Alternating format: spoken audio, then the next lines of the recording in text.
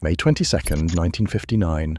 At 7:41 in the morning, an unmarked building at Sandia Base erupted in blue light and a seismic jolt, yet left behind no crater, no public record, and 14 staff who simply vanished.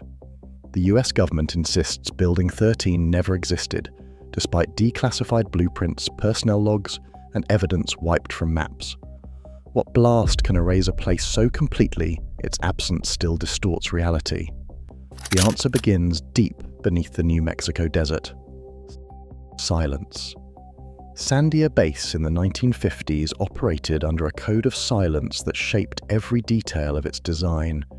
Among the sprawling compounds and concrete corridors, one structure stood apart, never labelled on public maps, never mentioned in official tours. Internal memos from the Atomic Energy Commission referred only to Structure 13E, containment. Declassified blueprints, when they surface, show a fenced rectangle isolated from the rest of the campus, its only connections running underground. Workers called it the Quiet Hall. Entry required not just a badge, but a reason, one that was never discussed, even off the clock. Morning. On May the 22nd, 1959, routine at Sandia was interrupted at 7:41 a.m. A flash of blue light erupted from the South Labs, followed by a concussion that rattled windows half a mile away. The local seismograph registered a 2.1 magnitude tremor, an event rare enough to stand out in the base's own emergency logs. Yet when rescue teams arrived, the landscape offered no crater, no outward blast. Instead, the concrete shell of Building 13 had folded inward on itself, as if crushed by invisible hands. The interior was scorched, but objects inside, clipboards, a clock, a pair of wire-rimmed glasses, remained strangely untouched by flame. Erasure. Security sirens wailed across the base, but cut off after 90 seconds. Emergency protocols kicked in, sweeping the perimeter and sealing off the site. Official logs from that morning, where they exist, record only the time the alarm sounded and the order to stand down. No photographs entered the public record. No names were released.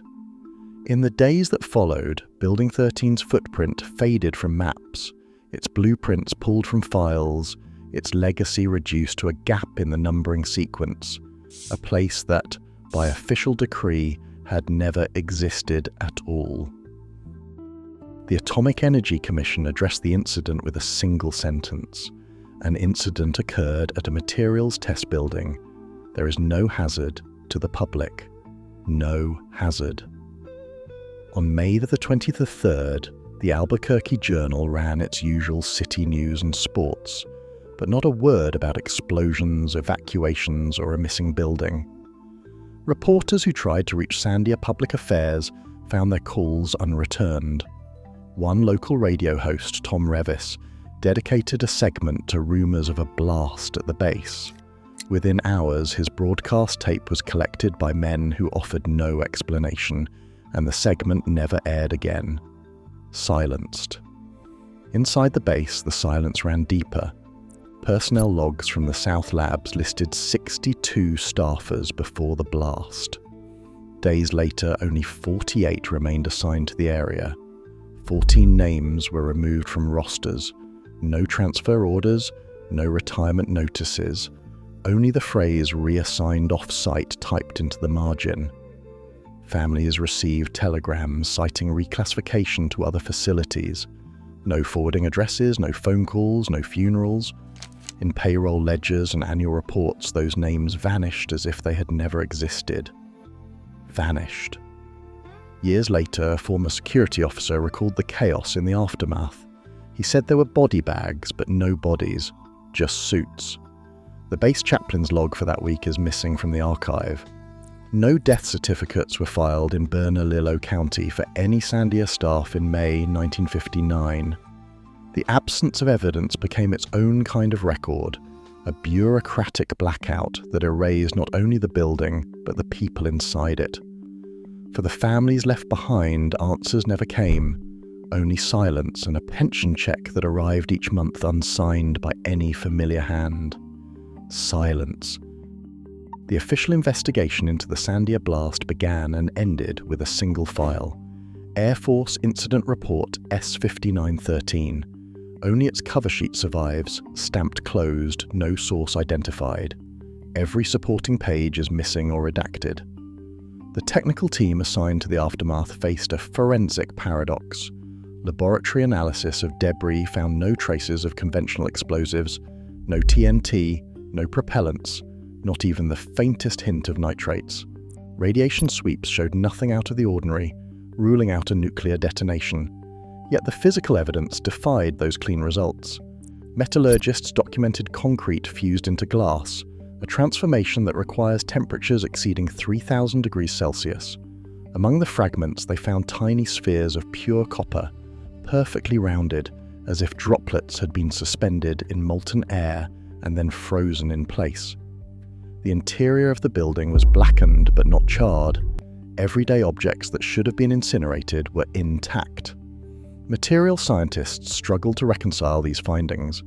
In known accidents, a blast leaves a signature, chemical residues, a scorch pattern, or at the very least a crater. Here, the concrete shell had collapsed inward, not outward, with no blast marks on the surrounding ground. The absence of any ignition source or residue left only conjecture. Some proposed catastrophic failure of a high-energy capacitor, pointing to the flash and the copper microspheres. But that theory did not explain the lack of external damage or the extreme inward collapse. Others considered a chemical explosion, but the containment chamber had been kept near vacuum, making combustion impossible. A single Los Alamos memo, dated weeks later, used a phrase that would never appear again: localized plasma containment failure. The memo offered no further explanation, and no similar terminology is found in any Atomic Energy Commission archive. For the investigators, the evidence pointed in every direction except the expected ones. The cause of the destruction remained as classified as the building itself, and the official record closed with more questions than answers. A thin layer of cobalt blue dust settled over the rubble and surrounding soil in the days after the blast. Cleanup crews logged the residue, describing it as metallic and oddly vibrant, clinging to concrete shards and fencing. Samples were packed and shipped to Oak Ridge for analysis, but the results arrived incomplete. Sheet number 3, which should have listed the dust's composition, was missing from the returned packet. The official log recorded the sample as non-radioactive metallic oxides, yet no further explanation appeared in laboratory archives. The ground where Building 13 once stood refused to heal. By the summer of 1960, a rectangular patch of scorched earth remained, its edges sharp and precise. Grass and weeds grew in every direction but stopped abruptly at the invisible border. For nearly 10 years, aerial photographs captured the same barren outline, as if the land itself had been cauterized. Geologists who visited the site in the early 1970s brought magnetometers and soil probes. Their instruments picked up faint but persistent alignment anomalies in the soil, as if the particles had been briefly exposed to a powerful magnetic field. The anomalies faded with distance, tracing the exact footprint of the vanished building. By late 1960, construction teams filled the depression and poured fresh asphalt. A new structure, Building 802, rose over the site without ceremony. Satellite images from the era show an oddly perfect rectangle of dark pavement. No seams, no foundation joints, nothing to suggest what lay beneath. When the Department of Energy digitized its property records in the 1990s, the index jumped from Building 12 directly to Building 14. No mention of Building 13, no reference to any predecessor under Building 802.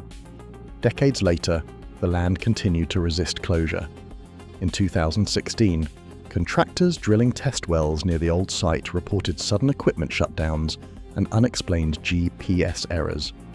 Magnetometer surveys mapped sharp field fluctuations within a 40-foot radius, with no buried power lines or metallic debris to blame. Drone thermography revealed faint heat signatures that matched the lost building's outline, visible only in certain weather conditions. Security patrols still circle the area, and the sign on the chain-link fence now reads, "Hazardous Materials Test Zone, D." The paper trail ends, but on the ground, the absence of Building 13 keeps sending signals, quiet, persistent, and impossible to erase. Today, government records still erase Building 13 as if it never stood, yet the ground itself resists forgetting. Magnetic anomalies, unexplained heat, and unanswered questions endure. In a world where classified history shapes present policy, what remains hidden beneath our feet may matter more than what is written in any archive.